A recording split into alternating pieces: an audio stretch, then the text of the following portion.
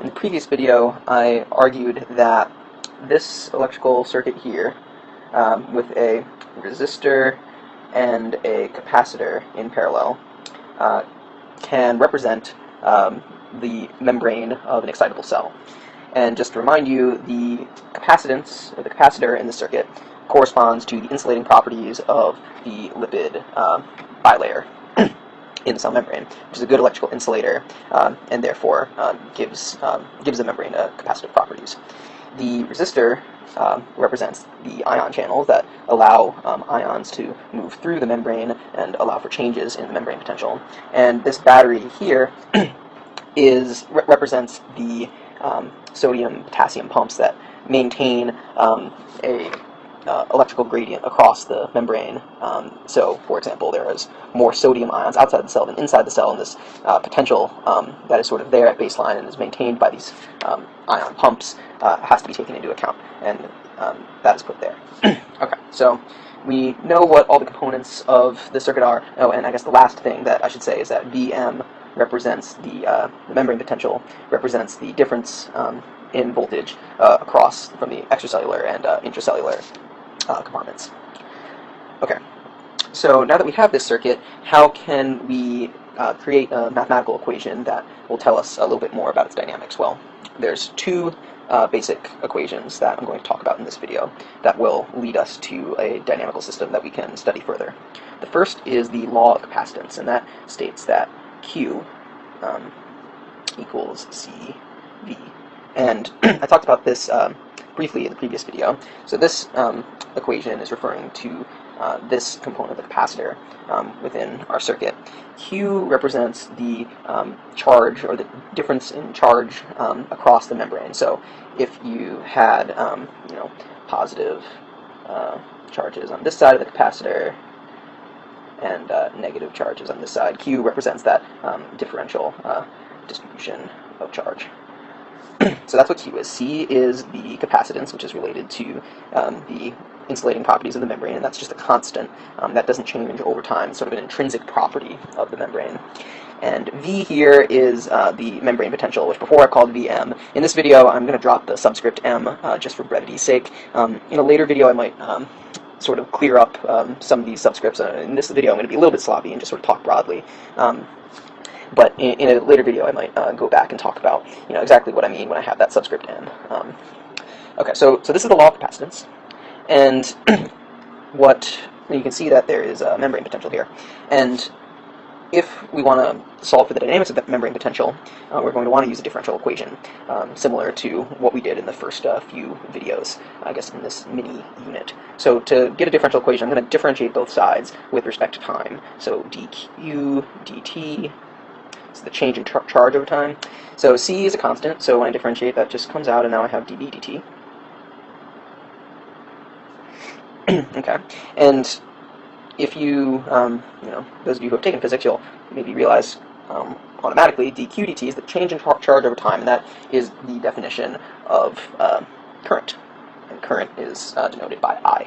Okay, so this, I'm going to call it IC for now. This is the current, or the capacitive current, because this law here, law of capacitance, again, is referring to this part of the electrical circuit. So the capacitive current is equal to, just C dV dt, and that's pretty much it. Okay, so this is the first equation that I want to talk about, so I'm going to box that off, because we're going to come back to it.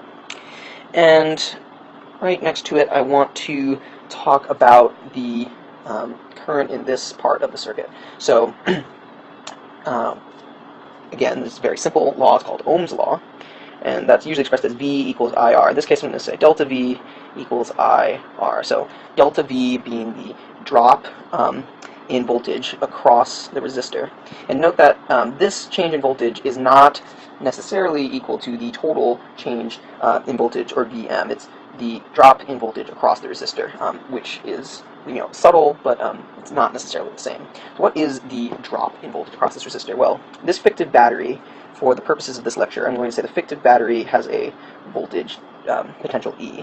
In the previous video, I denoted this as V rest, because the voltage of this fictive battery essentially sets, you can think of it as the steady state voltage for this passive membrane, or basically the voltage that this membrane would be at if you didn't perturb it in any way.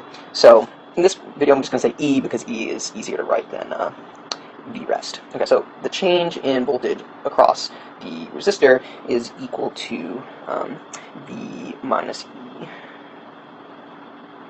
So V minus E equals IR. So the current running across the resistor, which I will denote as I sub R, is equal to V minus E over R. Okay, so this is the second result. So we've solved for the current across the capacitor and the current across the resistor. And the last part of this video, I will combine these two to look at the overall dynamics of this circuit. Just fix this quickly. Okay, so the final step in our analysis. So before we solved for IC, which was the current, capacitive current, IR, the current running across the resistor, and due to conservation of current, these two currents in the network must sum to zero. If they don't sum to zero, that violates, basic laws of physics. So this is the final physical equation that you sort of have to take my word on. Again, I will try to provide links to basic electrical circuits and physics videos online that will explain some of the more underlying physics of this process. But for now, I think this is, it's pretty simple, and hopefully you have an intuition for this, and if you've taken any physics, you'll follow me right along. Okay, so we said before that IC is equal to C times dV dt, and IR is equal to V minus E over R. And we've said that this must sum to zero. Well, if we have dV dt, I'm just going to rearrange this a little bit. So we have dV dt on the right side, and when I subtract from the other side, I'm just going to switch the E and the V. So now I have E minus V over R. And so R and C, as I sort of mentioned before, R and C we are assuming to be constant at the moment. C will always be a constant. In the future, the resistance of the membrane is not going to be constant. It's actually going to be changing when, let's say, a ion channel opens or closes, for example. But for now, we're thinking both of them as constant. I'm going to multiply both sides by R, and say RC dV dt equals E minus V. And when I put the equation in this form, you should realize that if you've seen the earlier videos, this form is actually very similar to something that we saw before when we were looking at the dynamics of simple molecules. And to make that point more clearly, I will make the following substitutions. We will say tau equals RC, and we will say VSS equals E. If we make these two substitutions into this equation, then we get tau dV dt equals V steady state minus V. And this equation is exactly what we talked about in the videos before we started talking about the membrane equation. The only difference being that now the dynamic variable is V, representing the voltage, rather than X.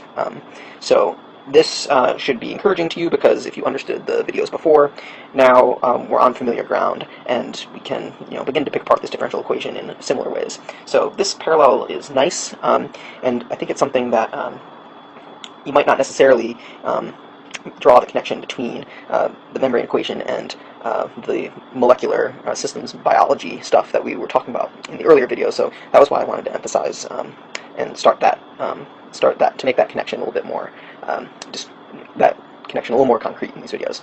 Okay, thank you for your time, and I'll see you in the next video.